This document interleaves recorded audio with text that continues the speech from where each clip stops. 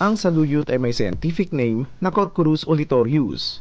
Kilala rin ito sa tawag na jute plants o Joe mallow, isang halamang gulay na nagtataglay ng maraming benepisyo sa ating katawan. Karaniwang nakikita itong tumutubo malapit sa mga palayan sa buong kapuluan ng Pilipinas.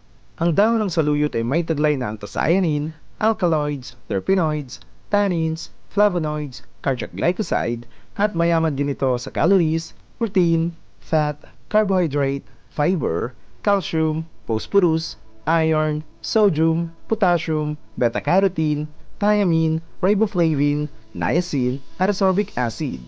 Bilang halamang gamot, ang dahon ay karaniwang nilalaga at ipinapainom sa may sakit. Maaari din itong patuyuin at pulbusin bago ihalo sa inumin. Ang saluyot ay isa sa pinakamasustansyang gulay sa mundo. Pwede itong kainin ng may diabetes, sakit sa puso at mataas ang kolesterol. Narito ang mga sakit at karamdaman na maaaring matulungan ng saluyot. Number 1. Sakit sa atay.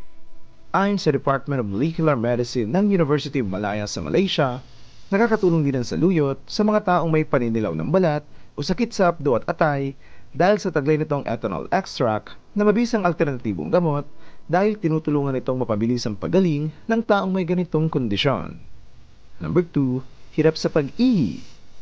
Maaaring inumin ang pinaglagaan ng dahon ng saluyot para maibsan ang hirap sa pag-ihi.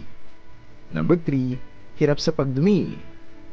Ang pag-inom ng inumin na hinaluan ng direkdik na buto ng saluyot ay makakatulong din sa kondisyon ng hirap sa pagdumi. Number 4. Tulo. Ang tulo o gonorrhea ay matutulungan naman ng pag-inom sa pinaglagaan ng dahon ng saluyot. Number 5. Lagnat.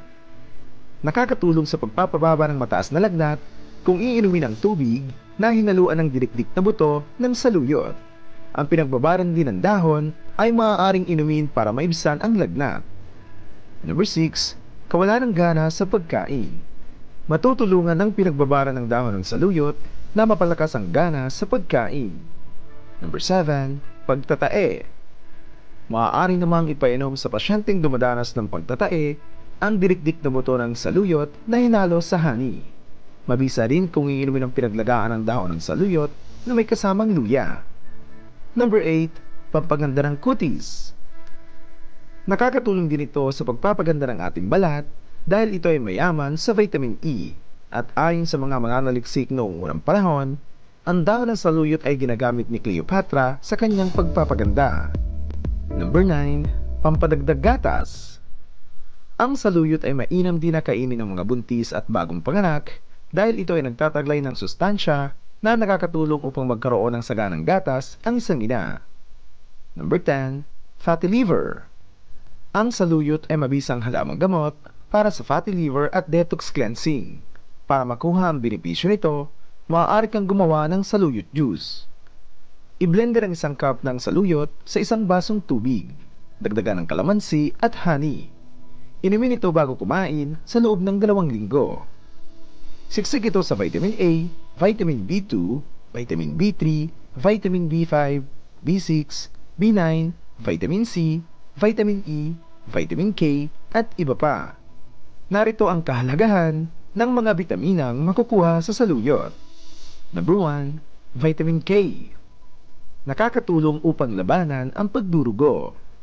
Number 2. Vitamin B6 sa pyridoxine para makaiwas sa sakit sa mata dahil sa pagtanda. Number 3. Vitamin C o ascorbic acid. Napakalaking tulong para sa ating immune system, balat, at para makaiwas sa ubo, sipon, at nang hindi mauwi sa pulmonya o impeksyon sa baga. Number 4. Calcium. Ang calcium ay kailangan para mapatibay ang buto, ngipin, at gilagid. Number 5. Vitamin E. Para lumakas ang immunity, magkaroon ng malusog na buhok at malinaw na mata. Number 6.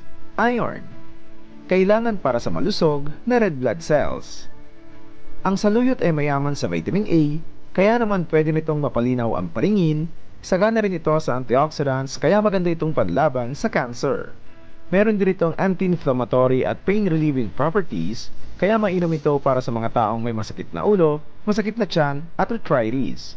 Bukod sa mga ito, Ang fiber sa saluyot ay nakakatulong upang malabanan ang alta presyon, diabetes, mataas na kolesterol, sakit sa puso at obesity.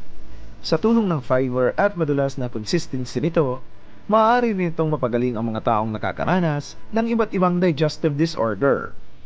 Sa dami ng mga sakit na kaya nitong pagalingin, makabubuti na dalasan ang paglalahok ng saluyot sa paghahanda ng mga pagkain. Isulong po natin ang kahalagahan ng herbal at natural medicine. Ingatan po natin ang ating mga sarili. I-share po natin ang impormasyong ito para sa kaalaman ng ating mga kaibigan at mahal sa buhay. Huwag mo na rin kalimutan mag-subscribe para updated ka sa lahat kong videos. Diyos mabalos, thank you for watching Go Organic!